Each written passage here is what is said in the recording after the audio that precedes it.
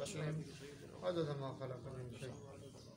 اللهم صل على سيدنا ومولانا محمد وعلى آل سيدنا ومولانا محمد وبارك وسلم عدد ما خلق من شيء جزا الله عنا سيدنا محمد صلى الله عليه وسلم وما هو أهله وقيضنا لهم قرناء فزينوا لهم ما بين أيديهم وقیضنا اور مسلط کر دیے تھے ہم نے لہم ان پر قرناء ایسے ساتھی فزینوا لہم جنہوں نے آراستہ کر دکھایا لہم ان کے لیے ما وہ جو بین ایدیہم ان کے آگے تھا وما خلفہم اور جو ان کے پیچھے تھا وحق اور چسپاں ہو کر رہا علیہم القول علیہم ان پر القول وہی فیصلہ عذاب کا جو فی امم چسپاں ہو چکا تھا ان امتوں پر قد خلت من قبلہم من الجن والانس قد خلت من قبلہم جو اس سے پہلے گزر چکے من الجن جنات میں سے والانس اور انسانوں میں انہم کانوا خاسرین انہم بلا شبہ یہ لوگ کانوا خاسرین خسارے میں رہنے والے تھے والذین کفروا لا تسمعوا لهذا القرآن والغوا فیہ لعلکم تغلبون والذین وقال اور کہا الذین ان لوگوں نے جو کفروا کافر ہیں لا تسمعوا کہ نہ سنو لہذا القرآن اس قرآن کو والغوا اور خلل ڈالو فیہ جب وہ پڑھ کر سنایا جائے لعلکم شاید کہ تم تغلبون اس طرح غالب آ جاؤ فلنذیقن الذین کفروا عذابا شدیدا فلنذیقن تو ہم ضرور چکھائیں گے مزہ الذین ان لوگوں کو جو کفروا کافر ہیں عذابا شدیدا سخت عذاب کا ولنجزینہم اور سزا دیں گے ہم انہیں اسوأ الذی کانوا یعملون اسوأ الذی ان بدترین حرکتوں کی جو کانوا یعملون یہ کرتے رہے ذالک جزاء اعداء اللہ النار ذالک یہ رہی جزاء سزا اعداء اللہ اللہ کے دشمنوں کی النار آگ لہم فیہا دار الخلد لہم ان کے لیے فیہا ہوگا اس میں دارو گھر خلدی ہمیشہ رہنے کا جزاء بما کانوا بآیاتنا یجحدون جزاء بما یہ بدلہ ہے اس جرم کا کہ کانوا بآیاتنا یجحدون وہ ہماری آیات کا انکار کرتے تھے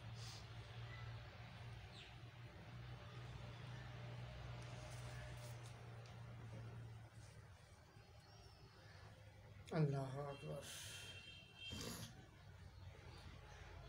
گزشتہ جمعہ آپ سن چکے کہ اللہ تعالیٰ نے ان خسارے والوں کے ساتھ جو فیصلہ کیا وہ فیصلہ یہ ہوا تھا کہ اب تم صبر کرو یا نہ کرو تمہارے لیے برابر ہے ایک آدمی جہنم میں جانے کے بعد صبر کا فیصلہ کرے چلو جی میں صبر کرتا ہوں عذاب میں پہنچ کر فیصلہ کرے جی بس چلو صبر کرو جی ٹھیک ہے صبر کرنا چاہیے صبر بڑی اچھی چیز ہے لیکن صبر ان کے لیے وہاں بھی کارآمد نہیں ہے بے شک کارآمد چیز کیا تھی وہ تھا ایمان ایمان کی دولت تو وہ لٹا بیٹھے اب کفر پر جو عذاب آیا اس پر کہتے ہیں چلو صبر کرو اگر وہ صبر کریں بھی تو ارشاد گرامی یوں تھا فَإِن يَصْبِرُوا فَالنَّارُ مَثْوًى لَهُمْ وَإِن يَسْتَعْتِبُوا فَمَا هُمْ مِنَ الْمُعْتَبِينَ پھر اگر وہ صبر کریں یا نہ کریں بہرحال آگ ہی ان کا ٹھکانہ ہے اگر وہ توبہ کرنے چاہیں گے تو نہیں وہ تو اس توبہ کے قابل ہی نہیں رہے موقع تو توبہ کا اب جاتا رہا ایمان تو نام تھا بن دیکھے ماننے کا اب تو دیکھ کر مان رہے ہیں کہ عذاب ہو رہا ہے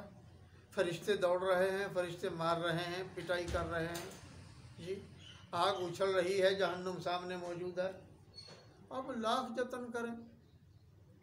لاکھ مرتبہ کہیں جی صبر کرو، اب صبر کس کام کا؟ تو آگے اس کے ارشاد یہ ہوا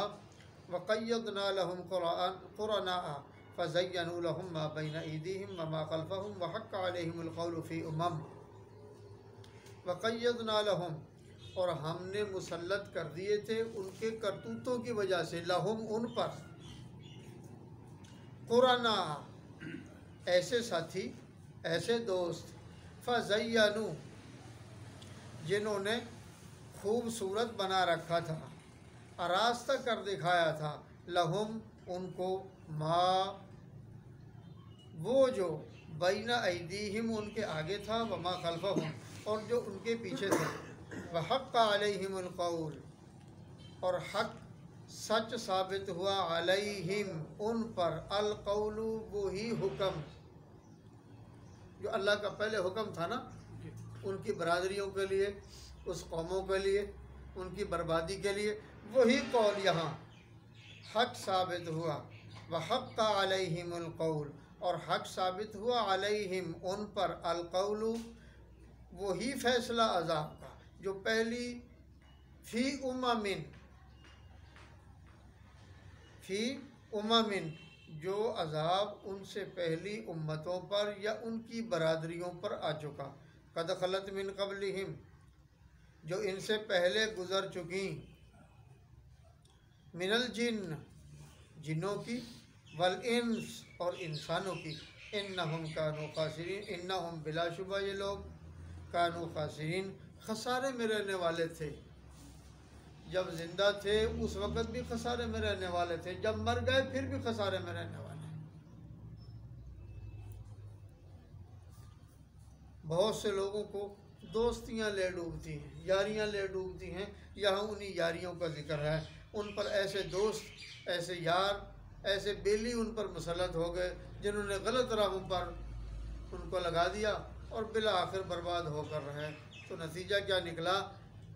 جو پہلے عذاب میں مسلط ہوئے تھے، یہ عذاب میں مسلط ہونے والوں کے ساتھ ان کی کڑی ملا کر فرمایا جن پر پہلے عذاب کا حکم تھا یہ انہی کے ساتھی ہیں، گویا کہ وہ آج ہوں یا کل ہوں، پرسوں ہو یا ترسوں ہوں، آئندہ سالوں میں ہوں یا آئندہ صدیوں میں ہوں، گویا کہ یہ انہی لوگوں میں سے۔ اللہ اکبر کبیرہ، سبحان اللہ بکرۃ واسیلہ، معاذ اللہ ثم معاذ اللہ۔ تو ارشاد گرامی کیا ہوا؟ وقال الذین کفروا لا تسمعوا لهذا القرآن، وہ لوگ کس کیٹیگری کے تھے، ان کا مزاج کیا تھا، وہ کیا کرتے تھے، ان کا حال کیسا تھا، ان کے کرتوت کیسے تھے، ان کا انداز زندگی کیا تھا، لو سن لو تم بھی۔ وقال الذین کفروا، وقال اور کہا، الذین ان لوگوں نے جو، کفروا کفر کرتے تھے، انکار کرتے تھے، لا تسمعوا کہ نہ سنو، لہذا القرآن اس قرآن کو، والغوا اور خلل ڈالو، شور مچاؤ۔ جب کوئی پڑھ رہا ہو، تلاوت کر رہا ہو، تمہارا کام یہ ہے بجائے سننے کے تم خلل ڈالو، شور مچاؤ، نتیجہ کیا ہوگا؟ لعلکم تغلبون شاید کہ تم ہی غالب آ جاؤ۔ یہ غلبہ وقتی طور پر تو ممکن ہے کہ ایسا ہو جائے، لیکن آئندہ آنے والے وقتوں میں بھی اس کو غلبہ حاصل ہو، آئندہ آنے والے وقتوں میں بھی وہی اہل کتاب پر یا قرآن پر غالب آ جائیں، ایسا ممکن نہیں، ایسا اللہ نے کیا نہیں ہے، اس کا قانون نہیں ہے، اس کی قدرت یوں نہیں ہے۔ تو لعلکم تغلبون سے اب آپ سمجھ گئے ہوں گے ان کی کیٹیگری کیا تھی، ان کی متاع حیات کیا تھی، ان کی زندگی کا محور کیا تھا، شور و غل کرنا، قرآن تقریر وعظ کہیں اچھا ہو رہا ہو تو ان کا کام یہ شور مچاؤ، بس تمہاری زندگی کا یہی ایک کام ہے، شور مچاؤ، خوب مچاؤ۔ تمہیں کیا فائدہ ہوگا شور کے مچانے کا؟ اس شور کے مچانے کا فائدہ یہ ہوگا لعلکم تغلبون شاید کہ تم غالب آ جاؤ۔ جب لوگ قرآن سنیں گے ہی نہیں تو ہو سکتا ہے کوئی تمہاری بات ہی بن جائے۔ تو اس کے قرائن حدیث میں بے شمار ہیں، جہاں جہاں قرآن مجید پڑھنے والے تھے وہاں اہل کفر نے ایسے لوگوں کو بھیجا کہ جب انہوں نے قرآن سنا وہ خود ہل کر رہ گئے، اور یہاں تک کہ مخالفین نے کہا تمہیں تو جائزہ لینے کے لیے بھیجا تھا، نہ کہ تمہیں اسلام قبول کرنے کے لیے بھیجا تھا، معلوم ہوتا تم پر بھی تاثیر وقوع میں آ گئی ہے، تم پر بھی ان کا کلام پڑھنا اثر انداز ہو گیا، وہ تو جادو کرتے ہیں۔ تو معلوم ہوا اہل کفر بھی اگر اسلام نہ لانے چاہتے ہوں وقتی طور پر ضرور مغلوب ہوتے ہیں۔ کیوں؟ قرآن کی تاثیر ایسی ہے، قرآن کی تاثیر اللہ نے رکھی ایسی۔ سیدنا حضرت ابو بکر صدیق رضی اللہ تعالیٰ عنہ کو جس زمانے میں زیادہ پریشانیوں کا سامنا تھا تو یہ مکہ المکرمہ چھوڑنا چاہتے تھے، اور چھوڑ کر مکہ المکرمہ سے کچھ سفر بھی کر چکے۔ راستے میں ان کو ابن دغنہ ملا، انہوں نے کہاں جاتے ہو، خیر ہے؟ انہوں نے فرمایا بس میں نے مکہ چھوڑ دیا ہے، میں دنگ آ گیا ہوں۔ انہوں نے کہا تیرے جیسے لوگوں کے جانے کے بعد، تیرے جیسے شرفاء اور رئیس لوگوں کے جانے کے بعد شہر والے تو بدنام ہو جائیں گے، یہ تو بڑی بری بات ہے، تم ایسا کرو میری ضمانت پر واپس چلے آؤ۔ سیدنا حضرت ابو بکر صدیق رضی اللہ تعالیٰ عنہ اس کی ضمانت پر واپس تشریف لے آئے۔ اب اس کے گھر میں نماز پڑھنے لگے، اس کے تھڑے پر نماز پڑھتے تھے۔ جب قرآن مجید کی تلاوت کرتے، ان کی عورتیں بچوں کو چھوڑ کر، گرم بستروں کو چھوڑ کر، رات کے سناٹے میں قرآن سننے کے لیے اپنے اپنے مکانوں سے سر باہر نکال کر اپنی قوت سماعت گویا کے سپیکروں کو ادھر لگائی تھی تاکہ میکروفون میں آواز آئے کہ وہ کیا پڑھ رہے ہیں، کافر کے کافر۔